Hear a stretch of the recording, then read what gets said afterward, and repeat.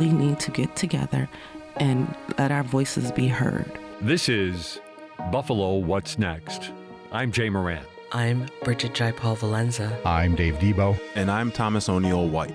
After May 14th, how can we afford not to talk about race? About education, about segregation, about humanity. Since the dawn of this nation, racial violence has existed. The way we have designed our society has a big hand in what occurred in that Tops Market. The suburban area, everywhere.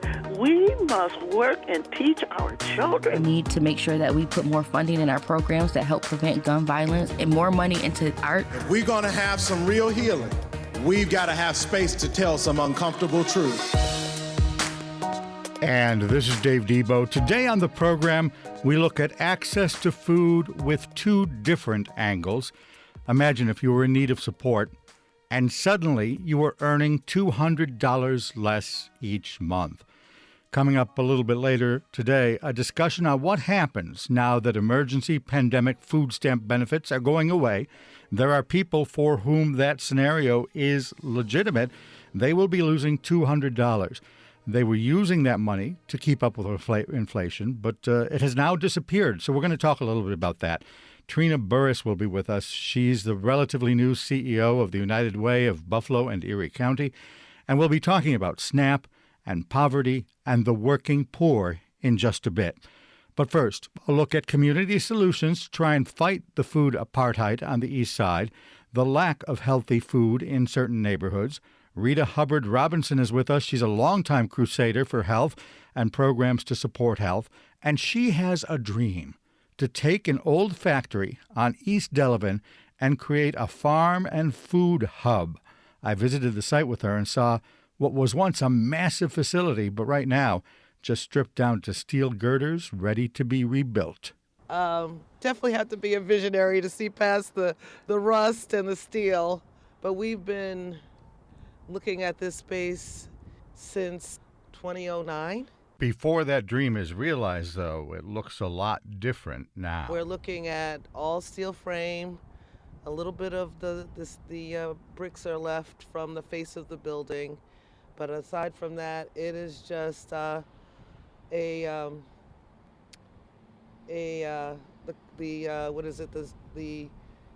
skeleton of an old dinosaur. The back end of the several-acre site sits across Northland Avenue from the new Manufacturing and Job Training Center. It's bordered by the warehouse that the AKG Art Gallery used for its Northland Gallery when Elmwood was first shut down. An abandoned yellow smokestack still marks the back end of the property. Vertical letters on the stack spell out the word Hudai. Hudai Industries first came here in the 1920s, making shock absorbers and other automotive products. And as we continue our tour of the site, Robinson said that heritage is really a little bit of an inspiration to her. It's the time when, Buffalo was booming with auto hydraulics here. And over here, too, this was all like plane. They manufactured parts for planes and auto parts. And this was like a major turn of the century area in terms of manufacturing. An industrial hub. An industrial hub. Serving the community. Serving the community. We can do it again. And oh yeah, she has plans. I've got renderings, and this is really something that we hope we'll be able to, make happen. Describe more of what it would look like. This area here, I see again, just open girders. Yeah. But from right to left, there's two big rows of these open girders. Right. That would be the market or the grow area? What happens right here? The market would be all the way to our left. That would be the first. So you see these steel frames? Yep. The last steel frame, and underneath would be the market. It would be that entire side of the building. And everything from the second girder all the way over would be the grow area. And there would be, this would be done in hydroponics. We start with hydroponics, and we would fold in an aquaculture for aquaponics over time. And it would be grow beds, all the horizontal grow beds. This was our initial thought, but we may change and do some in vertical grow beds and some horizontal grow beds all the way up. and we will be able to grow lots of food, lots and lots of produce. What kind of things can you do hydroponically? So many. It's like 400 different produce. We would probably do something in the leafy green area. That's probably the easiest. But we will be open to producing what the market needs. And so we've been having conversations about that. I want to give away all the secret sauce. But yeah, we would be able to custom and do some things that we know the market wants as well. You said you started dreaming about this in 2009. That's interesting to me. Yes. Because back then, the word food desert was not as prevalent as it is now. Correct. I come to this space around health. And my work I was working at Erie County Medical Center at the time, and I was seeing, the impact of poor nutrition on the health of individuals. Primarily, I was overwhelmed by so many African American men coming in, young men, relatively young men with lost appendages, and I didn't understand why. And I found out that it was complications from diabetes. And of course, we know diabetes can be prevented with better nutrition and diet. And so, it took a while. It was a few machinations that I went through to figure out how this could be changed.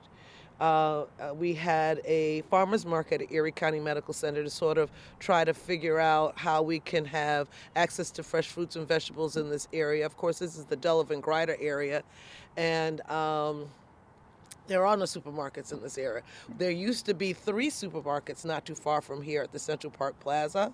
Remember Tops at the yeah, and for a while, Bellamy's had one, and then there was Figmo's over toward... Right, and that's far away. Right here at Central Park Plaza, it would be a hike, but you could get there from here, and all of those are gone. The closest would be an Aldi, and Aldi is not really very close. If you're driving, it could be closer. And then Dash's on Hurdle is a little further out, but it's still, again, not a place where you can walk and get groceries. So we built out at ECMC, we built out a farmer's market, and we learned a lot about that. We learned about the difficulty that farmers have in waiting around for local residents who have, difficulty with their own purchases. That really these are 2 sectors, the rural community and the urban community, who are similarly impoverished. And so that was a real eye-opener, and we learned a lot about how just because you build it, people may not be able to come. So we needed a social enterprise, and this area could provide food for the marketplace, a retail component to that, to provide fresh produce to restaurateurs, have a component of that that's specifically for the farmers market, and be able to provide fresh produce in an affordable way to the community.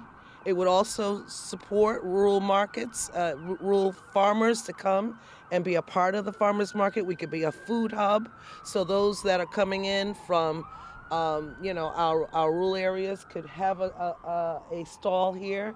Those who are here in our city, who are urban farmers, could have stalls here, and it could be all year round, something that you can plan on doing every week of the year, indoor and indoor-outdoor markets. Would it be a for-profit venture, nonprofit, a combination? It's a social enterprise, so we would be looking to create revenue, and those revenue dollars would be used to invest back into the other projects that we know that we need around wellness and health and other supports for the community. So ultimately you see some sort of wellness education center here as well? Absolutely.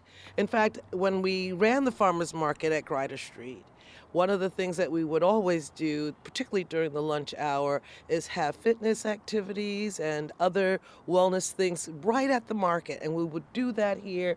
We would actually beta test different wellness activities, and those that would be appealing to the community. The plan would be to implement them in another space, whether it would be the companion space there to the very corner of Winchester and Delavan, or some other area. Right now, you say it's a dream. I still see girders. What has to happen? Well, we need funding. We need the building actually finished. We need investment in the building.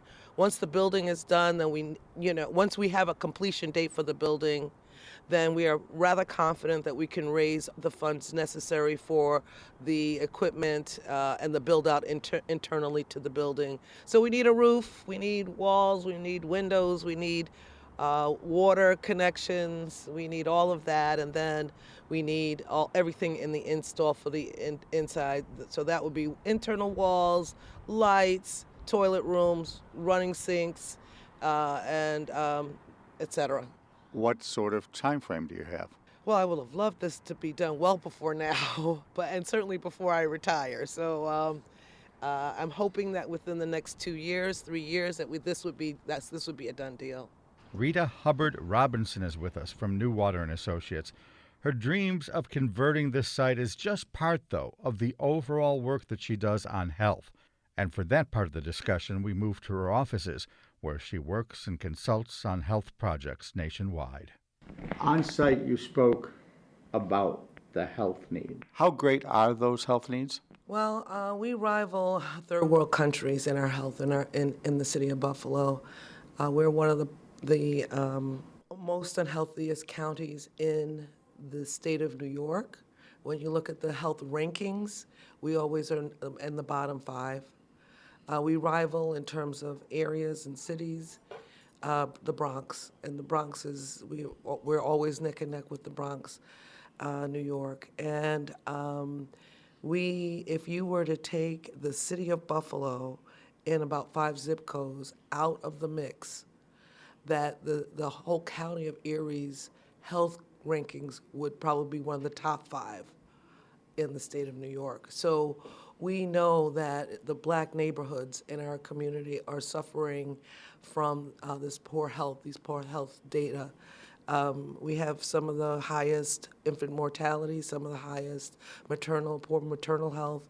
We have some of the highest diabetes, cardiovascular disease, and many of these things that we're grappling with. Some things are not in the space of being able to be changed for improved diet, but certainly diabetes, many of the aspects of cardiovascular disease, and other issues. Certainly, there's something called diabesity, and our children are suffering from juvenile diabetes, and we just need to get a handle. As Americans, we need to get a handle on our health. I can speak for myself included, but I think that when you don't have access to food, healthful food in particular, we really don't understand really the impact of food on your health, and then you don't have access. Those two things combined, it's not enough for your doctor to say to you, oh, you know what, you're pre-diabetic, you need to reduce your salt and your sugar intake and your fat intake, and then you go home and you can't. And the cupboard only has potato chips. And the corner store only has potato chips and soda pop, and you don't have a car. That's the two issues that we have most dramatic in our community, and that is east of Main Street, our transportation and access to food. Now, one of the things that I have done, I think that's been somewhat successful, is the Healthy Community Store Initiative, to look at the corner stores because they exist in the community, and to try to create healthful options. We were able to work with store owners to express to them some of the issues that we're addressing or that we'd like to address in our community. Typically, the corner store wouldn't necessarily have produce. They wouldn't have produce. They might not have much more than candy. I mean, because when I was growing up, these stores were considered the candy store.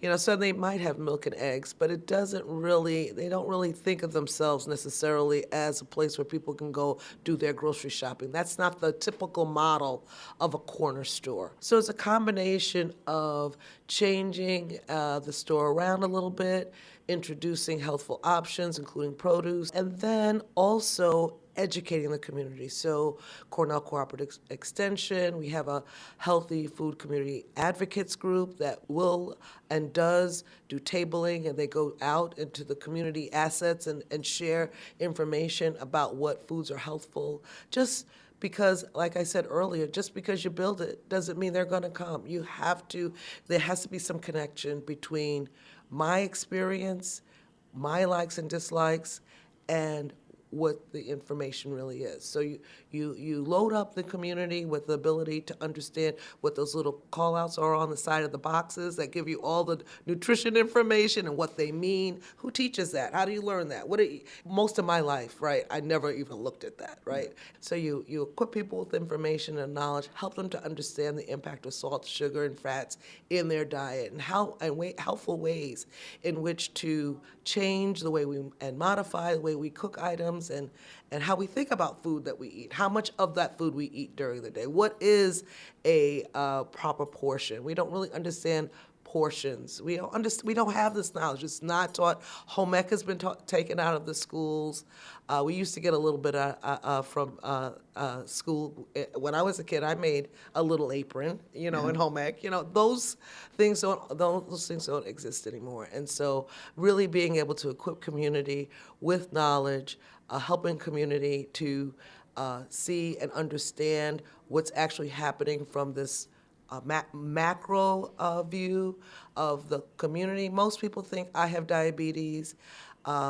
It just runs in my family. They don't understand that it is a whole section of our city. They don't understand it's everyone in your neighborhood in poor health. They don't understand the connection or the disconnection, how these things occur. You mentioned home ec, and I have to tell a story. Back in my high school, the guys took shop, the girls took home ec, and then for 1 week they'd swap. Yep, I remember that. And the one thing that I recall from my home ec week was making fried donuts. You take the pop and serve biscuits and you dump them in a fryer and you get fried donuts. Not exactly a healthy kind of option. Well, yeah, that would be an issue for me, right? So yeah, that would be important that if we got home ec back into the schools, that it would be a focus on cooking in a healthful way. What is the root of the problem? You've talked a little bit about food access. Is it something bigger? Can we trace it in any way to the historic disinvestment of the East Side? Yeah, I think so. I think, as I mentioned earlier when we were on site, there used to be 3 grocery stores in not the closest proximity, but not the furthest proximity to the location that we're dreaming will be this oasis for food. We just had this horrible massacre last year, and we see, how the closing of a supermarket can disproportionately hurt and displace individuals who rely on groceries. And this has slowly been creeping in on the east side. There's been a mass exodus of white Buffalonians to the suburbs and to North Buffalo. And as a result of that, the resources have left. Now, we know, unfortunately, in our city, in our area, the poverty index is really associated almost directly with race and this social construct that really isn't even true. But suffice it to say, it's what we have to. Wait a minute, go there. Explain what you just meant. Well, this is only the human race. There's only one race. If you're not human, then you're an animal, So, but yeah, these social constructs that we've created to actually differentiate us as human beings, as Homo sapiens, has caused us a great problem since, slavery. To the present, and it was really as a result of the desire to create chattel out of human beings that have created these sort of racial differences and really caused people in our country that come to our country to choose black or white.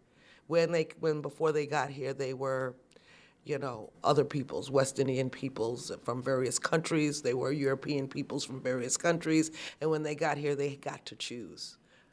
Whether they were going to associate themselves with a racial group that was associated with slavery, disinvestment, and violence and terror, or whether we're going to associate themselves with access and success and privilege, right? And this is why systems are so critical to creating change and improving the lives of individuals, and how systems approach to doing the work necessary versus putting a Band-Aid on it and just throwing some food at people after a massacre is not quite enough. We have to come up with a different way of thinking. And unfortunately, while supermarkets are important, it's not the magic bullet, because people have a lack of income to keep, the dollars flowing in a supermarket, because a supermarket requires money coming in on a regular basis so they can pay their staff and keep the lights on and keep the products on the shelves and all of that. And if you have people who are relying on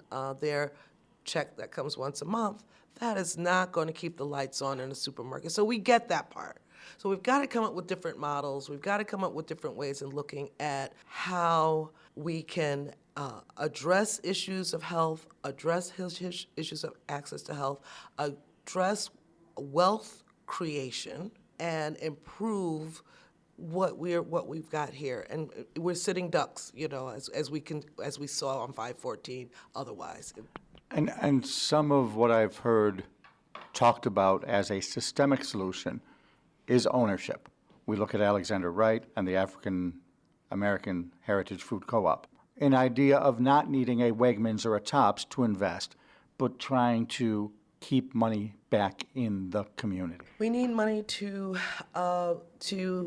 actually make things work. What Alex and I and others are thinking about is how the everyday things that you need to buy, like food, can create wealth so that it can be invested into the communities that are so greatly in need. So, for example, for our project, everybody needs food. Restaurants need food. They pay retail for the food. If they buy it from us, it's fresh, it's local. Why wouldn't they, right? It makes good economic sense for our community. Why enrich, investors, stockholders, when you can invest in the community that's your neighbor, right? And then those dollars get to focus on teaching around health, cooking classes, hiring staff, expanding and shoring up a project from being just hydroponics into an aquaponics, which means that you can not only get produce, but now you can get fish too. Right. So it's I think an opportunity to do the right thing while you're doing what you normally do every day, like eat. I was surprised on site when you said you started to do work in this field in 2009. That's long before this issue really had bubbled to the surface. And maybe Tops pushed it to the surface more in the past year. But 2009 is a long time ago, Rita. I know, I was a lot younger. And it is disturbing to me that we've had to wait so long to get to where we are, and that it really costs lives, really, to bring this which I could see, 15 years ago to the surface. But this has been long coming. I didn't know what it was going to be, but I knew it was going to be something. I thought it was going to be like the price of gas, or it was going to be climate change, or something that was going to make the cost of food so high. I mean, when you look at California, and they are really been suffering from drought for 25 years, and we should not ignore what's right in front of us, right? And so these are the things that were compelling me, and also the impact that the lack of access to food was actually having in real time on my job every day that I would see. And then I'm looking at, all of the opportunity, vacant buildings and so on. So those were the things that came to mind when I, 15 years ago, thought, oh, this would be perfect. Obviously, you're not going to bite any hands that might feed you, but is government now aware of the problem enough to start investing? Was there reluctance prior to this? Did Tops play a role in maybe some evolutionary change there? Well, I don't know what all of the barriers are, but we do live in one of the poorest cities in the country, and there are a lot of issues and factors that go into that. So I can't say that the city wasn't concerned. I can say that perhaps the revenue wasn't there. I don't know. The state of New York has invested about $4 million in the deconstruction of the building pre-COVID. And of course, there was a pause during COVID. And now it is my understanding that there are some opportunities that will be unveiling soon, and we would be able to get going. Beyond this project, is there something you would really love to see? Well, there's so much tragedy everywhere, and there's just so many obstacles, I think, that people have experienced pre-COVID and then COVID and then the massacre. So I would love to see an awakening. I think awakening would be phenomenal, that we as Buffalonians would all embrace the needs of all of Buffalo.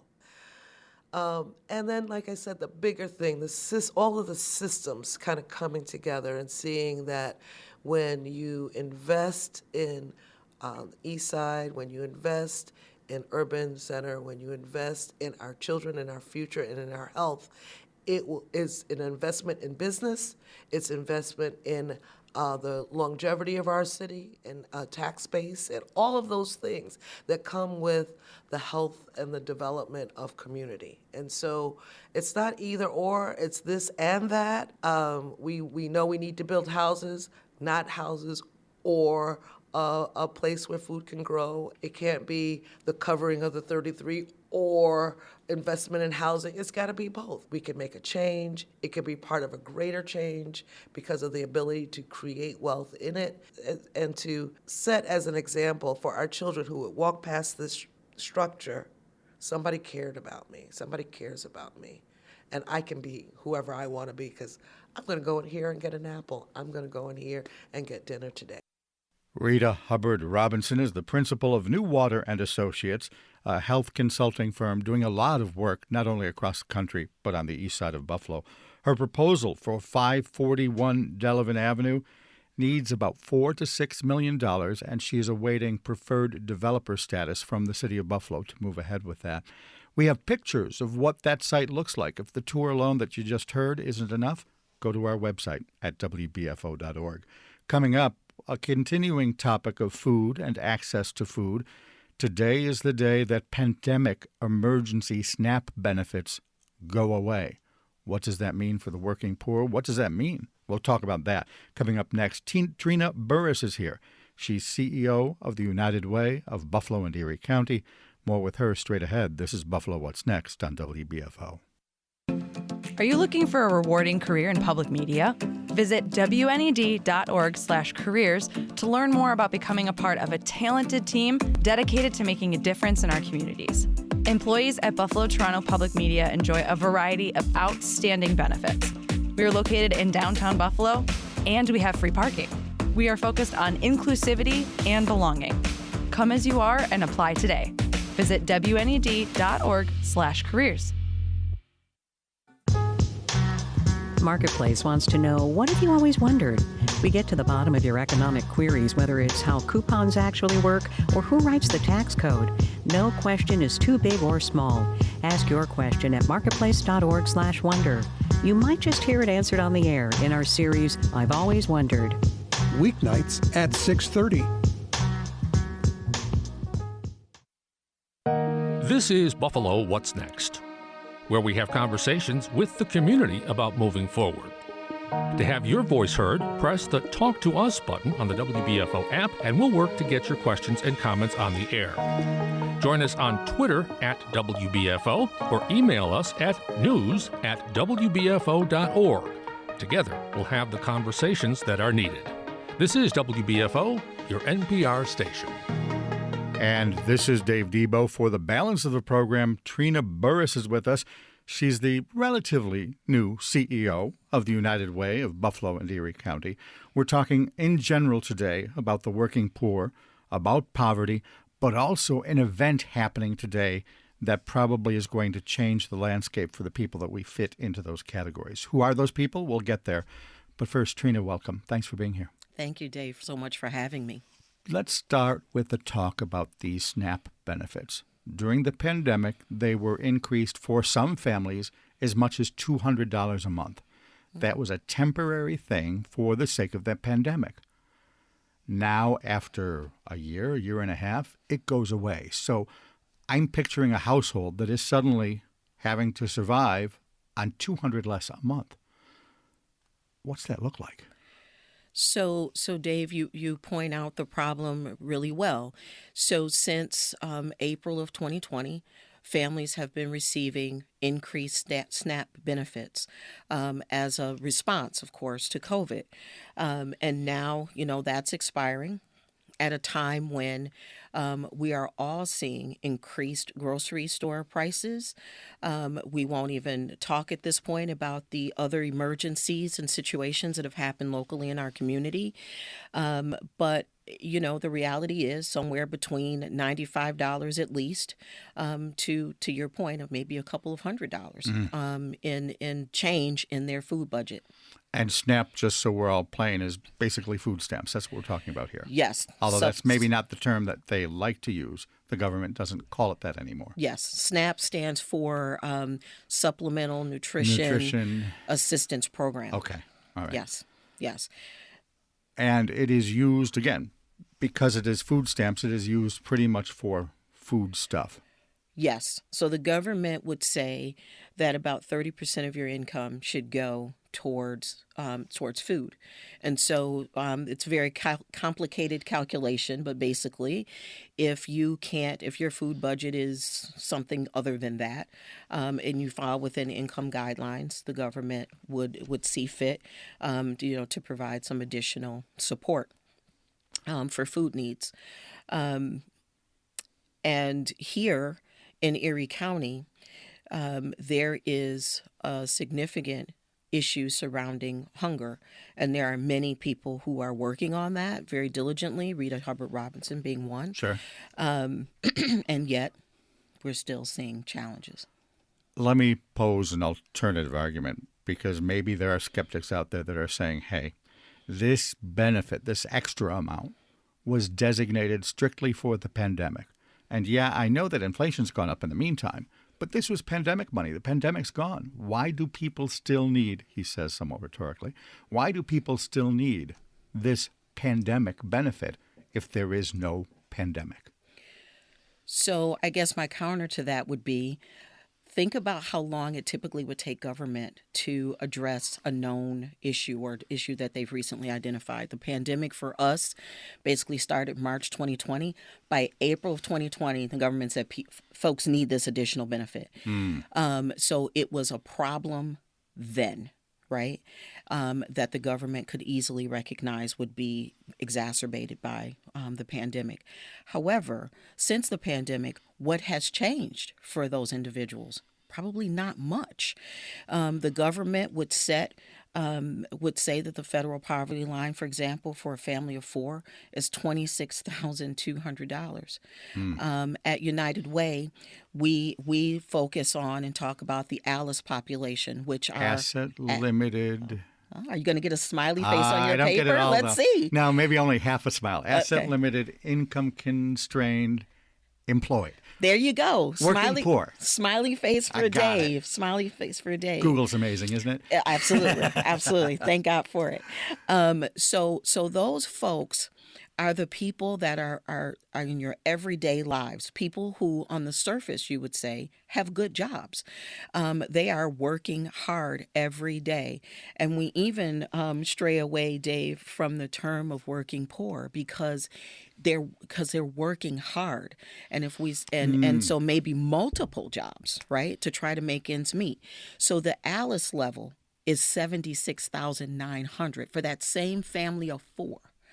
I think many of us could see ourselves in that number, in that $76,000 number, and imagine what it would mean to have that kind of disruption to your budget. I got to say, and I'm sure there are a lot of people that are saying this right now, 76,000, family of four. Right. I was once there. A lot of people are probably saying, oh, hey, that's not an abstract. That was once me. Right. Hands should be raising in every car driving around listening to this right now, right? And so the ALICE population that we talk about, so we'll move away from that $26,000 poverty number for a second. We know at United Way that Alice population, which represents a total of 27% in the county, so that's the Alice population. 13% is the working the poverty level. We know that at $76,000, they cannot afford any kind of emergency. No disruption, no blizzard, no 514, no COVID, $400 emergency, nothing. And no inflation, which year to year in Buffalo is about up 8.4%. I think everybody would say just look at the price of eggs. Oh, yeah. Right? Yeah. So, and to take it one step further, Dave, it's not, while hunger is the problem, it's going to creep into other aspects of life. So we at United Way focus on financial stability, education, and health. If you don't have access to and the ability to purchase good food, your health is going to be affected, yes? What may be further for folks to understand is it's going to affect education. If the children are going to school hungry, well, yeah, it's right? going to affect their day. When I'm hungry, I'm not most effective at work, right? the Snicker bars commercial where That's someone's right. mood changes. Right. Exactly. The staff at United Way hates if I don't eat. So right. So now think about what that means. They're not going to be able to show up well and ready to be educated and learn from the teacher.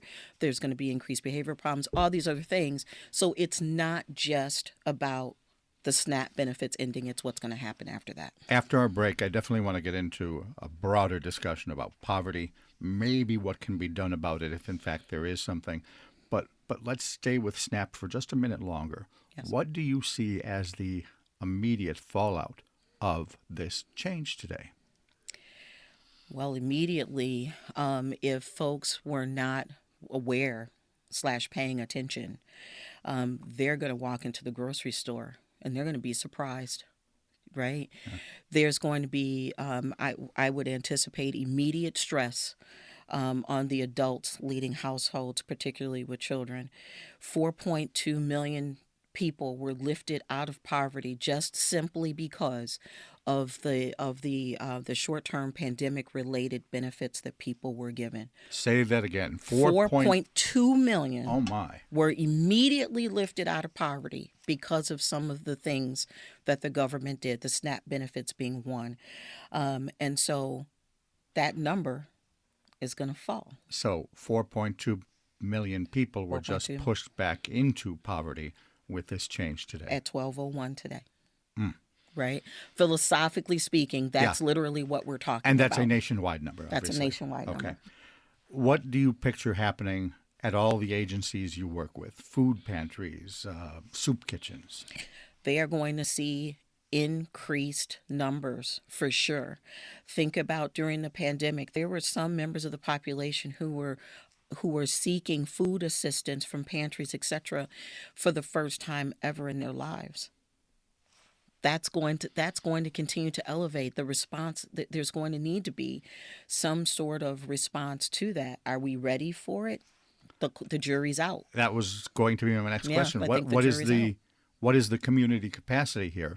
We saw it expand certainly after the Tops massacre, but that was A, short-lived, and B, geographically limited.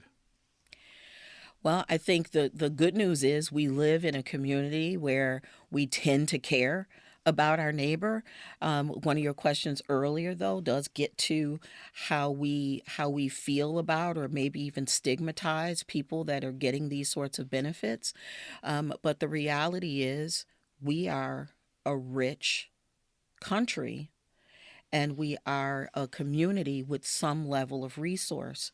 And those of us in the human services field, we'll need to grapple with this pretty quickly. Mm-hmm. So the change in the people's paycheck or SNAP benefit is immediate, and the trickle down to all the agencies is also immediate. Immediate, sure. Yes, because folks, going back sort of to that Alice population, right? They're making decisions every pay. This is not living paycheck to paycheck. That's how we describe it. Yeah. But it's more pervasive than that. It's that, in right now they're deciding: am I going to pay for health care or put gas in my car? Am I going to pay my rent or buy groceries? So this is only going to exacerbate all of that. But that is a common everyday discussion happening in households in our community right now today. This if-or. And again, I go back to the idea of community capacity. The United Way, obviously, we know of the campaigns each year and the money you raise. Mm-hmm. But as a planning agency, you also do a lot of needs assessments. Are we ready for this? So I think we're data led. We believe in the data, and we want to use our hearts to respond to it. Everything has its limitations. Organizations, including United Way, will do their best. The philanthropic community will respond in the best way that they can. As you mentioned, United Way runs an annual campaign. This is the last month of it. The need, what we've been seeing in the 20 months I've been at United Way, is historic. We're seeing a 30% last year, 30% increase in the request coming from nonprofit agencies for the grant dollars that we give out every 2 years. A 30% increase. Are those requests coming from any particular area or particular group? Can we say it's all food related, or it's all health related, or all of the above? It's across the board. I would say the data that we capture, the applications we capture, are financial stability, health, and education related. And so, it's all cyclical and interdependent. You don't have a problem with one without having a problem with the other. All right. Trina Burris is with us. She's the CEO of the United Way. You heard her say 20 months on the job. 20 months. So you're not quite as new as I thought. Well, 3 months on the CEO. Oh, I see. Okay. 2 months and a week, I guess. All right. If we're counting, Dave. I don't know that we are, but no, if we are. We are not. Yes. Trina Burris and I will talk more a little bit about this when we come back. We're going to look at poverty. We're going to look more at Alice.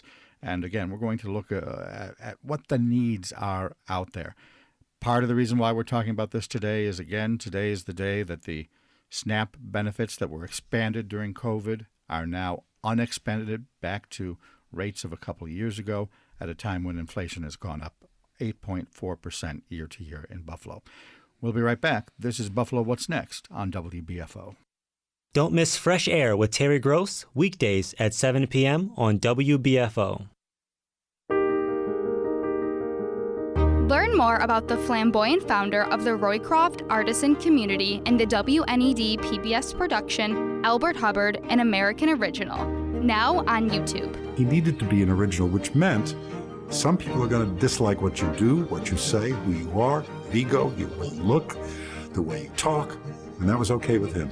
Hubbard's story is one of love, art, and controversy, set against the backdrop of the arts and crafts movement at the turn of the 20th century. A movement that railed against the dehumanizing effects of modern industrialization. Watch Albert Hubbard now on the Buffalo Toronto Public Media YouTube channel.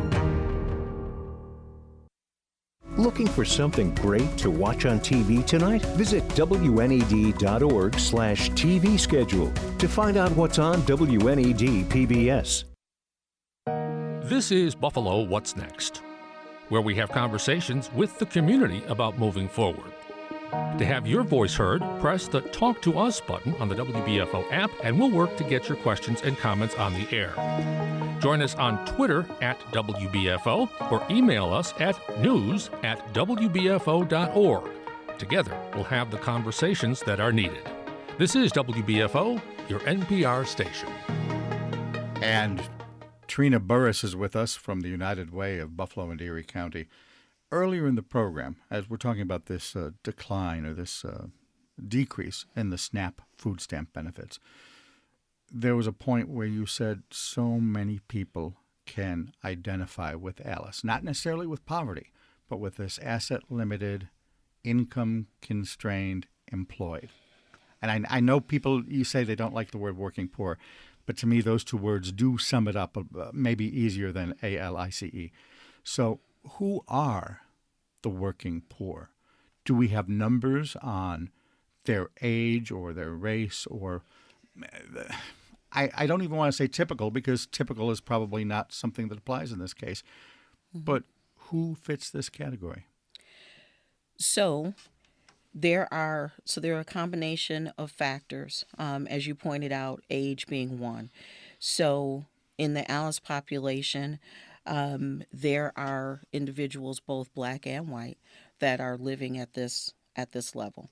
From a race lens, you're talking about roughly 37% or something of the county that are black, maybe another 26 or 30% or so that are white, and the other races sort of follow, around that same 37% Hispanic, etc.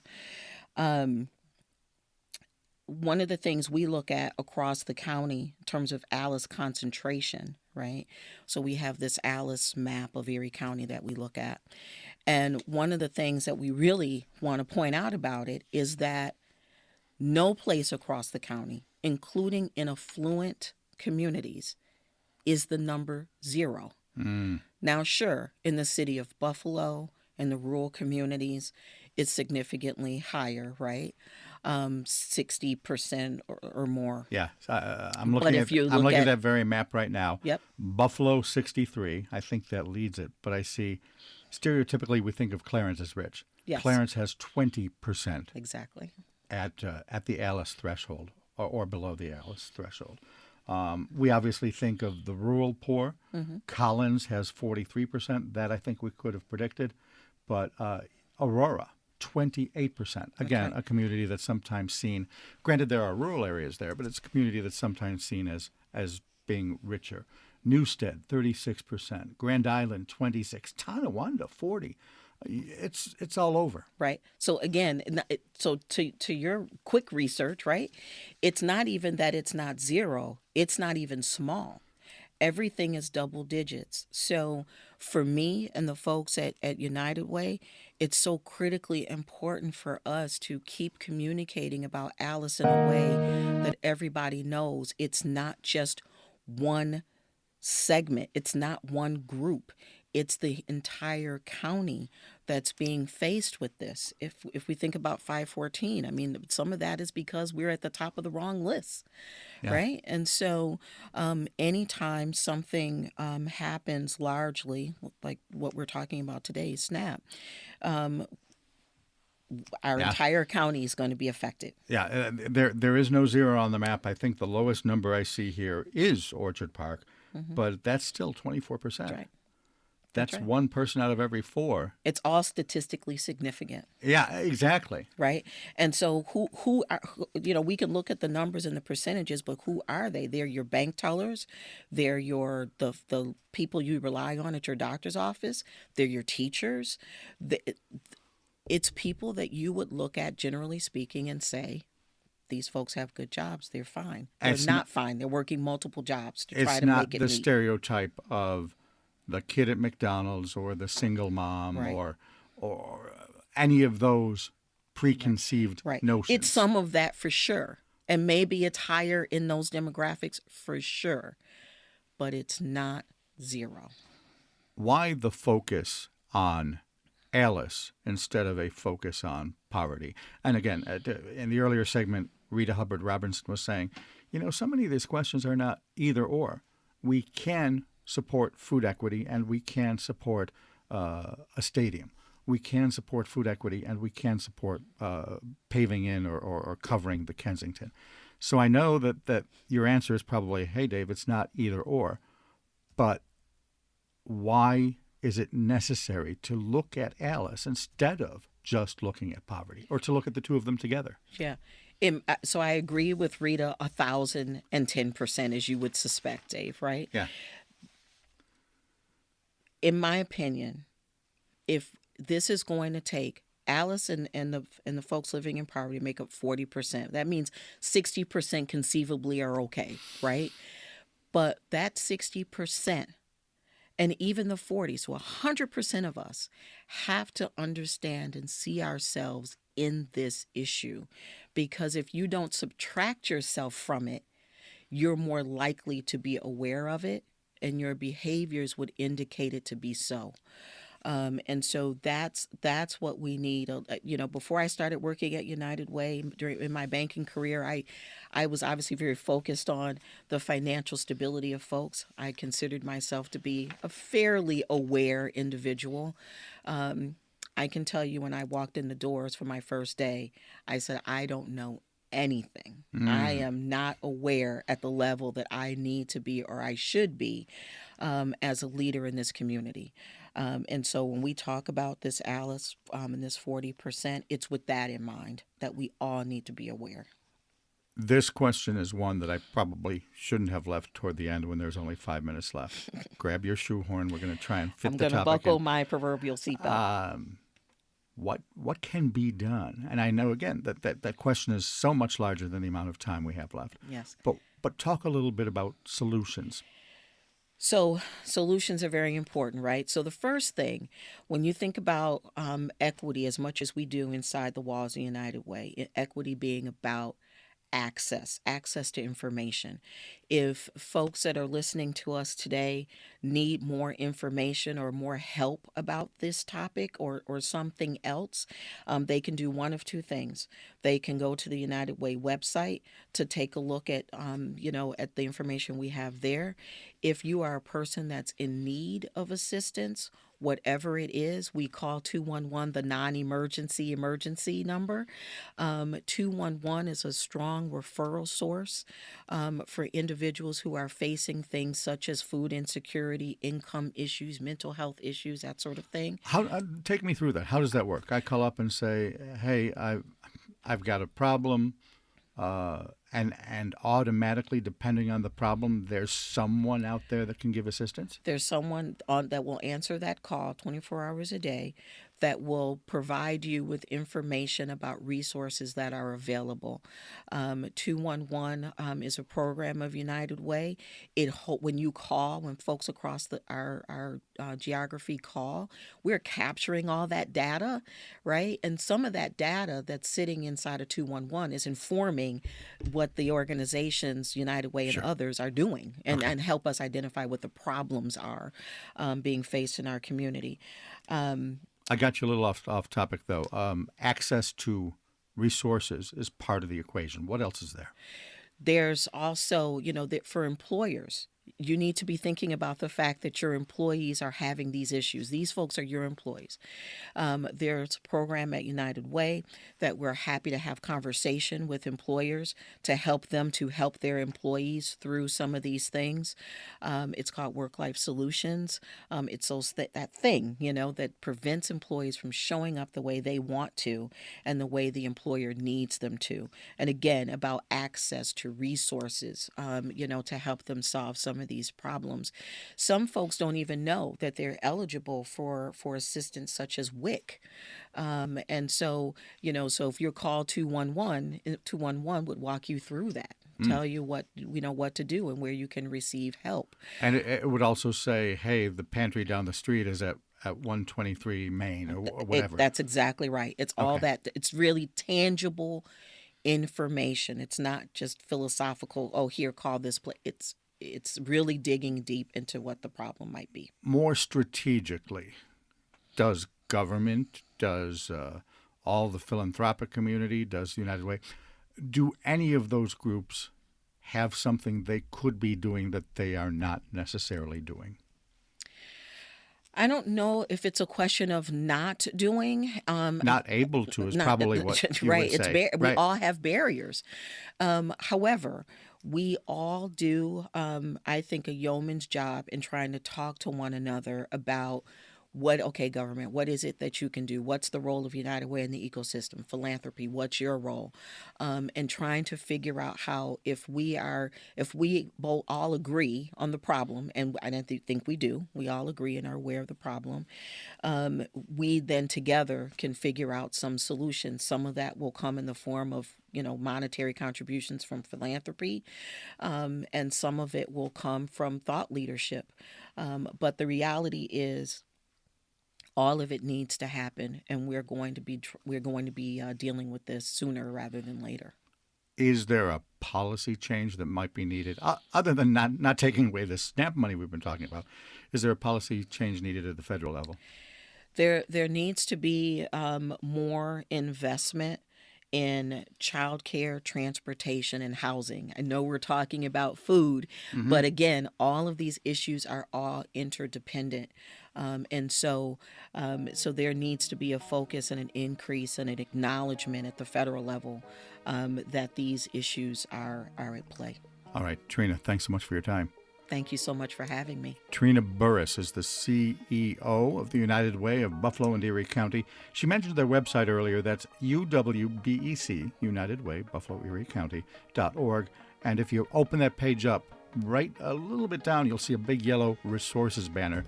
Their resources page is pretty extensive. So again, that's UWBEC. This is Buffalo What's Next on WBFO and WBFO HD1 Buffalo, WOLN Olean, and WUBJ Jamestown. I'm Dave Debo. Thanks for listening.